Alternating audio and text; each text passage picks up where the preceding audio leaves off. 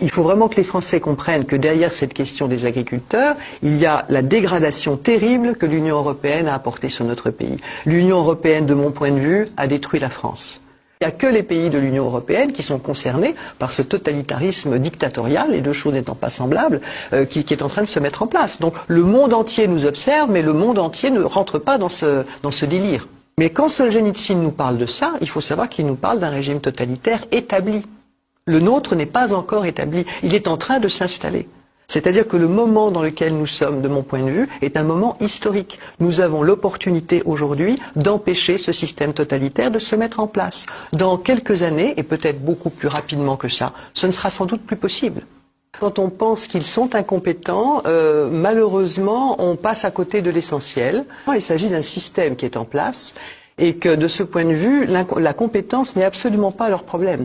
Ou plus exactement, ils sont très compétents dans leur domaine, puisque je pense que malheureusement, il s'agit de déstructurer, voire de détruire nos pays européens. Si le but c'est de déconstruire, de déstructurer, voire de détruire, ils sont parfaitement compétents. Et en fait, le problème n'est pas qu'ils soient incompétents pour nous, mais qu'ils sont malveillants. Donc ils n'ont pas l'intention de régler les problèmes qui se posent aux Français, la plupart de ces problèmes étant pour la plupart instrumentalisés par eux. Quelquefois, ils sont créés, ou en tout cas, ils sont utilisés de manière à rejoindre un peu leurs objectifs de destruction du pays. Puisque ce que nous avons découvert pendant le Covid et que nous vivons de douloureux aujourd'hui, cette déconstruction, destruction de nos pays, c'est quelque chose qui, de mon point de vue, et pas seulement du mien, est en cours depuis 40 ans. Ça s'est construit pour le coup, ou ça s'est déconstruit très très progressivement. Ah mais je pense qu'il n'est pas du tout dans la fonction prévue, son mandat n'est pas du tout de tenir la fonction prévue habituellement par un président de la République. Son mandat, je pense, est de préparer la population, mais de préparer la population à cette nouvelle société qu'ils veulent progressivement nous imposer. Je crois qu'il est en train encore de préparer les gens à ce à quoi ils vont devoir se soumettre. Bon, c'est un message qu'ils envoient à l'ensemble de la population. Le message qui est envoyé à l'ensemble de la population, c'est « nous avons tous les pouvoirs et vous allez devoir vous soumettre ». Mais il y a aussi toujours ce désir de détruire. Et c'est particulièrement pervers parce qu'une fois que vous êtes rentré malgré vous, en fait, que vous n'avez pas eu la vertu, je dirais presque héroïque, de refuser par exemple des ordres illégaux. Une fois que vous rentrez là-dedans, vous rentrez dans une forme de complicité, vous rentrez dans une compromission morale. C'est ce qui nous montre que nous sommes vraiment entrés dans un système totalitaire. Il n'est plus possible de débattre. Et là, nous avons une propagande où tout est absolument faux, tout.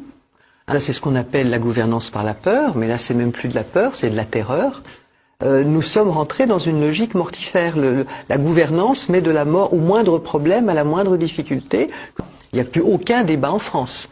Mais si vous voulez, par exemple, en matière politique, dans un débat déclarer que la France doit sortir de l'Europe, vous n'êtes plus invité sur les plateaux, c'est inutile. Ça n'est plus discutable, c'est ainsi.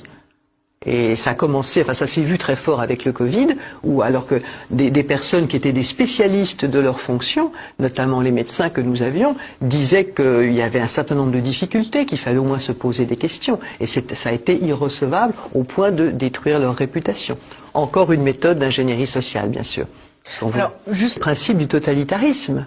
C'est-à-dire quand vous savez que vous n'avez pas le droit de dire certaines choses, alors vous avez toujours une petite partie des gens qui résistent et qui disent « je dirai ce que je pense avoir le droit de dire », mais pour la grande majorité de la population, progressivement, vous intégrez le mensonge en fait. Entendu. Mais tout ça, ce sont des techniques pour vous amener à vous soumettre à la doxa en fait. Et finalement, quand vous êtes dans un régime totalement totalitaire, si j'ose cette répétition, eh bien vous ne dites plus rien. L'humour est quelque chose qui terrorise totalement les régimes totalitaires, parce que c'est évidemment prendre le contre-pied, et en plus c'est rassembler les gens qui n'ont pas encore vu. Souvent par l'humour, vous aidez les personnes à comprendre ce qu'elles n'ont pas encore compris. Donc l'humour, c'est un grand ennemi. Je veux dire, c'est pour ça que nous n'avons plus tellement d'humoristes comme nous avions il y a quelques années. Je crois que ce serait pas possible aujourd'hui. J'imagine difficilement un Coluche revenir aujourd'hui, avec le mordant qu'il avait. C'est pas possible. Ça ne peut se faire que dans le débat. Là, on est dans une logique d'une démocratie qui dit que le débat est dangereux. Sans oublier que le principal producteur de fake news depuis 5 ans, ça n'est absolument pas, ce ne sont pas les réseaux sociaux, c'est le gouvernement. Et on l'a démontré. On l'a démontré. Vous vous rendez compte depuis 5 ans particulièrement, toute l'énergie que nous avons tous consacrée à lutter contre ces imposteurs. Il n'y a que l'Europe de l'Ouest qui est concernée, en fait. L'Union européenne, pour être très clair. Il n'y a que les pays de l'Union européenne qui sont concernés par ce totalitarisme dictatorial, les deux choses n'étant pas semblables, qui est en train de se mettre en place. Donc le monde entier nous observe, mais le monde entier ne rentre pas dans ce délire. Mais quand Solzhenitsyn nous parle de ça, il faut savoir qu'il nous parle d'un régime totalitaire établi. Le nôtre n'est pas encore établi. Il est en train de s'installer. C'est-à-dire que le moment dans lequel nous sommes, de mon point de vue, est un moment historique. Nous avons l'opportunité aujourd'hui d'empêcher ce système totalitaire de se mettre en place. Dans quelques années, et peut-être beaucoup plus rapidement que ça, ce ne sera sans doute plus possible. Donc il faut vraiment que les Français comprennent que derrière cette question des agriculteurs, il y a la dégradation terrible que l'Union européenne a apportée sur notre pays. L'Union européenne, de mon point de vue, a détruit la France.